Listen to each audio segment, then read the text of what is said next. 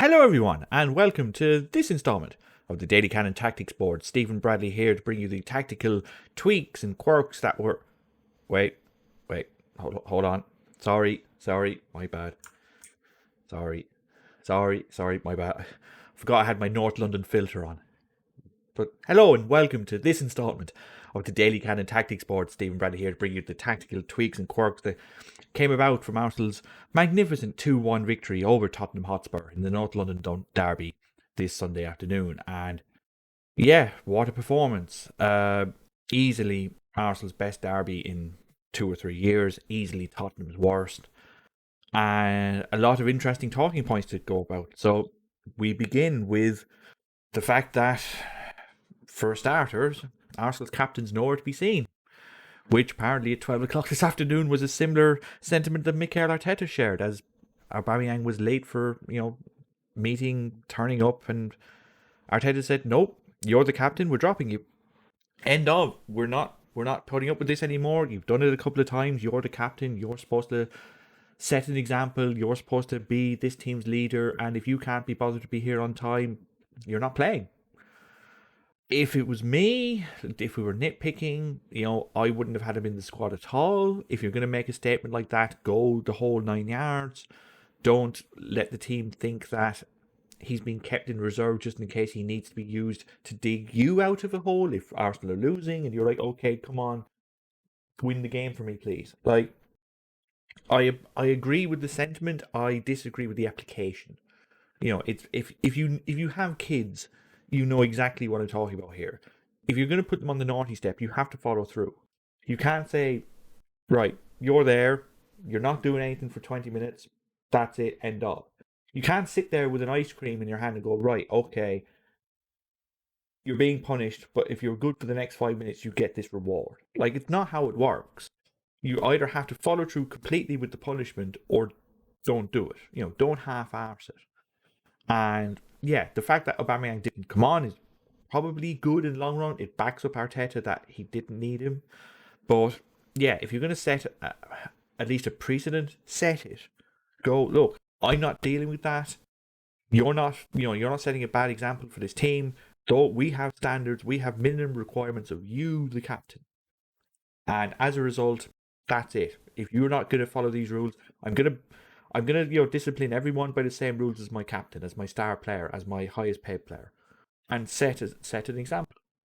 So, yeah, he's lucky in a way that Arsenal won today, and all the focus will go on the captain for not turning up early. Yes, there are pictures on social media of him being in a traffic jam, but if you're in a prized position like that, on time is late. If you're supposed to be there at 12 o'clock, you make sure you're there at 11:30. You're frankly paid enough. That's the least you can do. It's professionalism. If you give a damn about your job, you're there on time. And if it's the first time it's happened, fine. But clearly in this instance, it hasn't. Arteta, intimated before the game that this was at least the second or third time that this has happened. So, yeah, tardiness, you can be better than that. It does show a level of, not a lack of respect, but at least a lack of importance.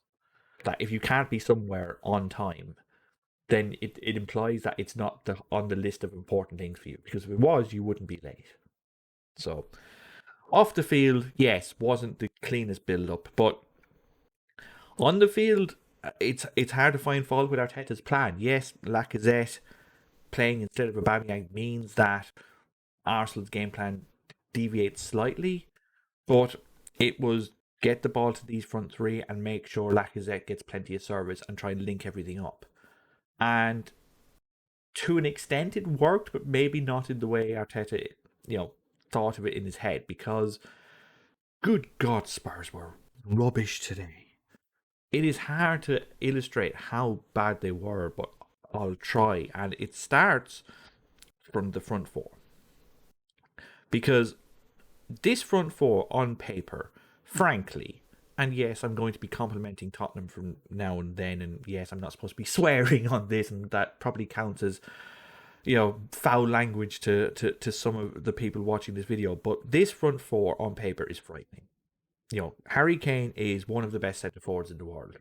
Let's not kid ourselves. Gareth Bale has started to show recently his form of Real Madrid of 3 or 4 years ago, where he was one of the best right wingers in the world. Heung-min Son, I would take at Arsenal in a heartbeat. He's an efficient, clinical finisher of the ball. He's a great defensive winger. He does everything. And Lucas Moura on time can be lethal. Ask any Ajax fan. Like that front four is sensational. Ndombele, I'm a huge fan of his. He's a fantastic player. Any lazy trope of he's 6'2", he's big, he's strong. He's an exceptionally technical player. And putting him beside someone like Højbjerg, who can do the defensive work beside him, with Moura, who's a winning runner and can beat a player off the dribble, Reguilon and Doherty, two exceptionally attacking fullbacks, Davinson Sanchez, who can cover ground for days, and Alderweireld to lead everyone from the back. On paper, this 11 is frightening. Frightening. On grass today, it was awful. Primarily because it didn't run. And in some cases, cough, it wouldn't run. Like Gareth Bale played today like a man who could not be arsed. It was amazing to see him take up this position right here and then not move. Occasionally when Gabriel had the ball and Spurs were pressing with four, Bale would make an attempt to stand here and Son would close in here, and then Kane would actually be the left wing. Moore would be here, Kane would be there, and Gabriel would look up and see Tierney in 30 yards of space and go, oh, okay, ping, and either around or over Bale. And it was repeatedly, over and over, Arsenal's main weapon. To the fact that, if we see the heat maps, our good old friends, look at this. Look at this U. Right? See this line here. We go all the way here. That U shape. That is Arsenal being able to do the following. Bale does nothing. So Tierney comes here. It's now Doherty and Smith Rowe versus these three, in essence. And Højbjerg basically is told to man-mark Xhaka. So in actual fact, it's 2-on-2. And Doherty has no chance. Absolutely no chance. But on the occasions where it does work, it goes back to Gabriel, back to David Luiz, and now Son and Cedric with Saka. And then they attack Reguilon. Now if that doesn't work, it goes back, and it goes forward, and it goes back. And the reason why there's a yellow dot here and a little red dot here, and there's a large red dot here and a very red dot here, is because Reguilon had a bit of help from Son, at least for the first 20 minutes, until Son pulled his hamstring. Tierney and Smith Rowe caused absolute havoc round here, and it was all because players weren't running. Tierney was, again, a menace down the left back, as a left back / left midfielder / left winger / just left. He played left. But Doherty is a fantastic right wing back, in that when he was playing for Wolves, when this was Adama Traore would just run at players like this, and Doherty would go around. And Doherty had his best strength is getting into the box late, timing, and then crosses in, and then Raul Jimenez would score tap-ins. That's what he's good at. In a back four, the centre back has to be aware that he's going to be covering a lot of space, a la Joe Gomez or Virgil van Dijk when Trent Alexander-Arnold decided to play here. Someone has to cover all this space. Today, for some reason, I don't know why, but Bale decided that Doherty was getting no help from tracking back, and Davinson Sanchez decided that he was going to mark Alexander Lacazette and not move. And as a result, Emile Smith Rowe, who I have praised on this channel many times for his willingness to run channels even if he's not going to get the ball, suddenly looks at all this space and goes, oh, okay, thanks, lads. That's fine by me. I'm just going to stand here. And now Doherty has a decision. Does he stay tight to Tierney, which is a 50-50 chance at best, because we've seen Tierney's hesitation dribble move almost like LeBron James in basketball, where he stops and then goes. If you remember Thierry Henry against Javier Zanetti at the San Siro in 2004, where Henry is here, cuts back, bang, bottom corner, 3-1. Tierney was doing that to Doherty all game, but Doherty was almost like defending with eyes at the back of his head because he also had to make sure that Smith Rowe didn't get free. But Smith Rowe was doing it half with the idea of giving Tierney a little bit of space so Tierney could go back here.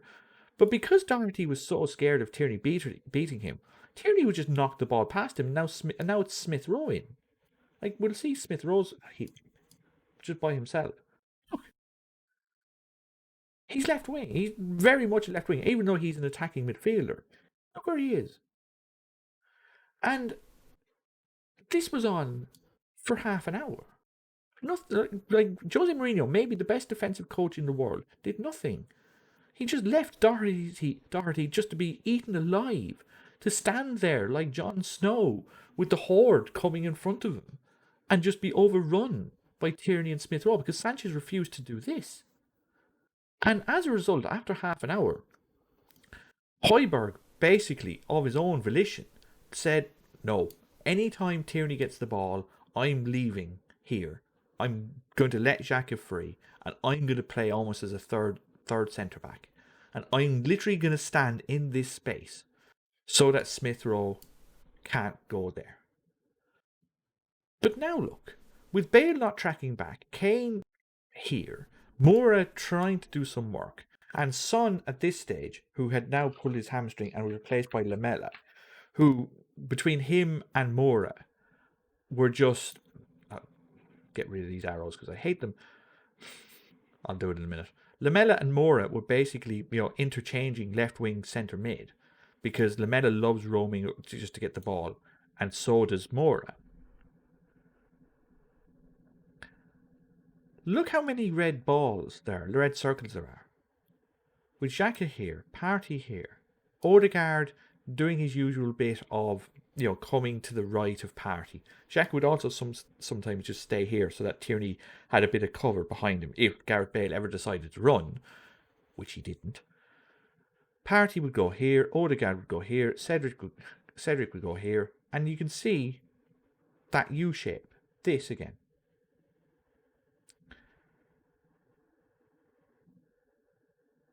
And that's all Arsenal did.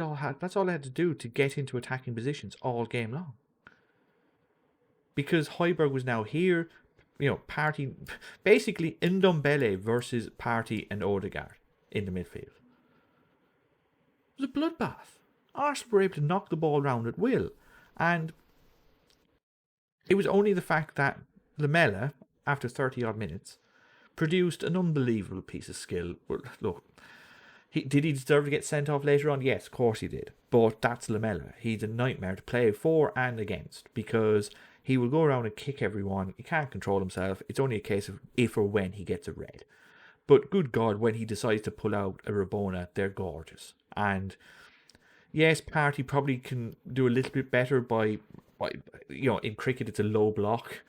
Keep your legs together basically. But it's a superlative piece of skill. And it's 1-0. And now you're like, oh God. Well, that's the game screwed. Now Mourinho is going to absolutely pull everyone back. Moore's going to put, Højbjerg's going to go back here.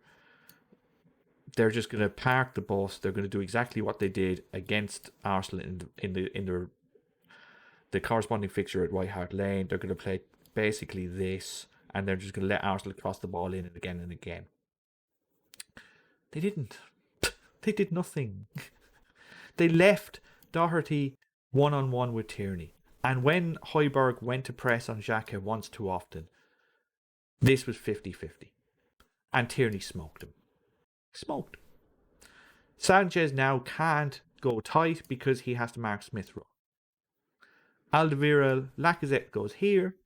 So Alderweireld has to cover, which leaves all the space free for Odegaard. And look, does Odegaard get a little bit lucky? Yes, of course he gets a little bit lucky. But you don't buy a ticket, you don't win a raffle. And his exit shot hits off Alderweireld, right high heel, wrong foot lorry. It's 1-1. And this was the pattern of the game. Arsenal were able to get in here again and again and again and find cutbacks directly down this channel again and again. It's how Cedric ended up here and hit the post. Arsenal were relentless in just exploiting this gap down Tottenham's right hand side. And it was only a matter of time before Tottenham changed something. And they did. And, Jose Mourinho's comments after the game were telling, important players went missing. Bale was one of them. And what Tottenham did to try and reverse the course of the game was interesting because they took off Bale and brought on Moussa Sissoko. At least give him the credibility of having a capital name on his name. And they moved Sissoko here, they moved Lamela to the right, and they played Ndombele as a cam for 10 minutes. And what happened was absolutely nothing, because Arsenal had to have made a substitution of their own. Because after going a full 3 days with no injuries, 3 days, Bukayo Saka gets kicked once too often, he has to go off, and Pepe comes on. And the whole trick of letting Lacazette come back, because Odegaard and Smith Rowe coming deep for the ball, and Tierney's here and Cedric is here, the whole trick of just being able to push forward and mark kind of man-markingly, but not, just to keep this gap in between the lines, nice and congested, with Ndombele also sitting in, completely went to pot, because Pepe was like, lol. Pepe will actually run behind. And yes, Arsenal's heat map, as you can see, because Lacazette comes so deep, no one was making these runs through the middle. But Pepe was willing to get here again and again. So as a result, Reguilon had to drop back, which meant Alderweireld had to drop back, and Pepe was now getting space. And when winning the ball off a press, Pepe finds Lacazette here. With a wonderful ball, Lacazette gets in. He's one-on-one with Sanchez, and for me, it's not a penalty. To be brutally honest with you, I don't think it's a penalty. I think Lacazette kicks Sanchez. Now, it's one of those ones where when the defender comes in and clatters a lad after shooting, if Lacazette gets a shot on goal and Laurie saves it, and then Sanchez clatters him, it's probably not going to be given a penalty, because that happens in every game. Yet, because Lacazette so horribly miskicks it, he's almost still able to be in a position to have another shot on goal. And then Sanchez clatters him because he's miscontrolled it so horribly. And as a result, he gets a penalty. So, was it a little bit fortunate? Yes. Did Arsenal deserve it? 100% yes. Because, again, Tottenham were doing nothing to try and get a grip of the game. They were doing nothing to try and control the game. They were purely playing reactively in the hope that Arsenal would screw it up themselves. And then, after 10 minutes of that not working, they brought on Dele Alli. And Ali was basically pushed up to play there. And this is pretty much now Mauricio Pochettino's Spurs. It's Lamela trying to press from the right, Moura trying to press from the left, no Son, Dele running past Kane, and it's 4-4-2. In essence. And did this work? No. Again, because Kane was, I think, at least half fit. That knee knock that he picked up on Thursday night was definitely causing concern, because with 20 minutes to go, all he was able to do was clatter the back of Gabriel. Because he was so frustrated with his inability to get any touches in the box at all. He was getting no supply. And, yeah, Lamela, who then gets booked twice within the space of 5 minutes. No shock to anyone, so he gets sent off. And now, Spurs, with no substitutions left, almost have to play this very narrow 4-2-2-1. And with 15 minutes to go, they decide, actually, do you know what? Screw this, non-aggression pact that we've signed for the first 75 minutes again. We're actually going to push forward. We're actually going to try and put some pressure on Arsenal. We're actually going to try and force the game here. And it worked. When Arsenal took off Smith Rowe, who was exhausted, and brought on Willian, Arsenal went into safe mode, which is my way of saying they absolutely made sure they weren't going to make a mistake.